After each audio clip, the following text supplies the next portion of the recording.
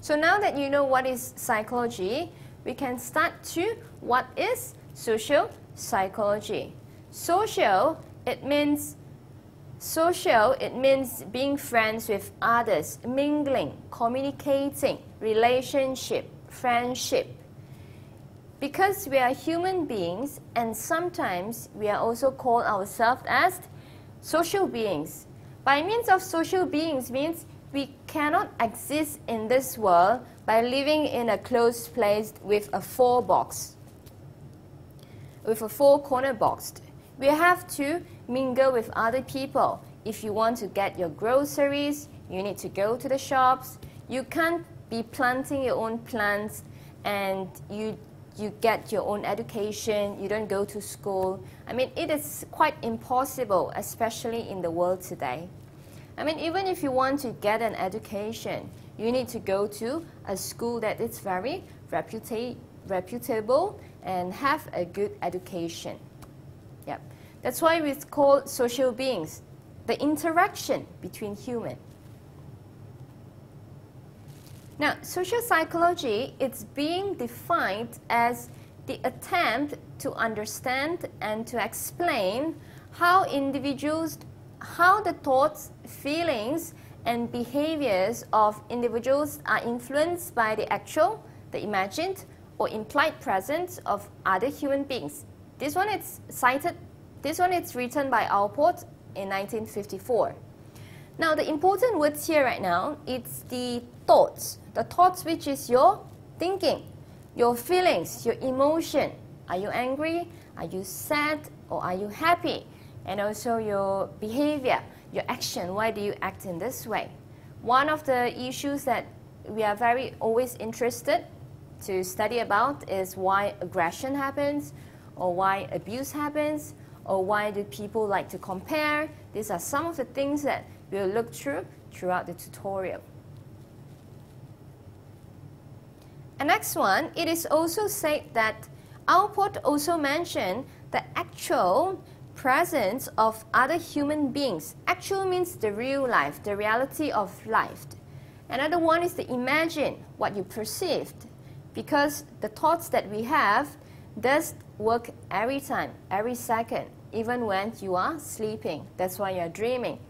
And also the implied presence of other human beings, which is in the presence of other people, how would you act, how would you feel, or how would you think of other people, of the situation. Next one, social psychology emphasizes a lot on social interaction with the integration of science. Alport is actually one of the first founder of social psychology. But in his definition of social psychology, he forgot to mention the use of science. So, by all means, his definition was correct, but with the inclusion of science. And that would be the perfect explanation of what is social psychology. Now, if you look at this, now, the world that we are today, it is actual, imagined, or implied. Construal, it means the way people perceived. Perceive means how you look, comprehend, how you understand, and also interpret, how you analyze the social world. Interpret, the information that you get from the outer world, it doesn't just go inside your mind, but you have to interpret and you analyze before you absorb and being part of your thoughts inside you. And after that, we have our inputs around our world or around our friends. We go to the output. The outputs that we have would include your thoughts, your feelings, and as well as your actions. Okay? The thoughts, which is called the cognition. The feelings, which is called the affect. And also the actions, which is the behavior. We call this the ABC of social psychology. You need to know the ABC. Even in other fields, A means, again, A means affective, B means behavior, and C means cognition.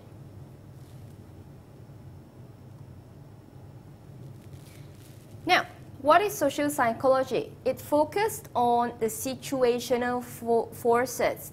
Now, when we talk about social psychology, we look more on how the social world affects what we are today, especially other people, how we see other people, more than the things or the objects on the table. Now, the how of social psychology is with the use of scientific methods, which we'll discuss, and it's quite important if you want to pursue more inside the field of psychology.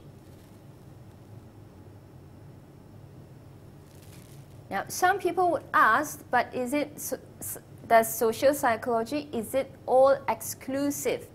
I mean, is it all independent by itself? It's very special on its own. We'll look through how does it differ from the other field. Now, some other disciplines that it is included in psychology includes the one that you're looking at right now, which is the personality. Personality means the person or the traits that you have within yourself. This one, it looks more to within yourself, but social psychology looks more on the social forces. Next one is motivation. Human is motivated by some way or another. So we look into what motivates us. Is it from the inside or is it from the outside? Abnormal psychology, it's look at the norms of human behaviors. Abnormal doesn't necessarily means that you are not normal in the world. Counseling psychology, counsel. Child psychology focuses on the child, the children, because children, it's a very they think differently, they act differently, and if we were to talk to them, we need to think like them. Clinical psychology, it is true abnormal psychology and the combination with the clinical psychology. Clinical psychology always refers to abnormal psychology, but counseling psychology doesn't necessarily does that. Forensic psychology looks at the crimes that people make. Why do people kill people? Why do people steal? Bombing and all this thing, terrorism. Educational psychology looks at education. How do you educate children? How do you better to transfer your message to the audience so people like you can understand what the speaker is talking? Now, it would be good, right, other than you study social psychology, you can always read on these books. It's available in the library, it's available in the bookshops.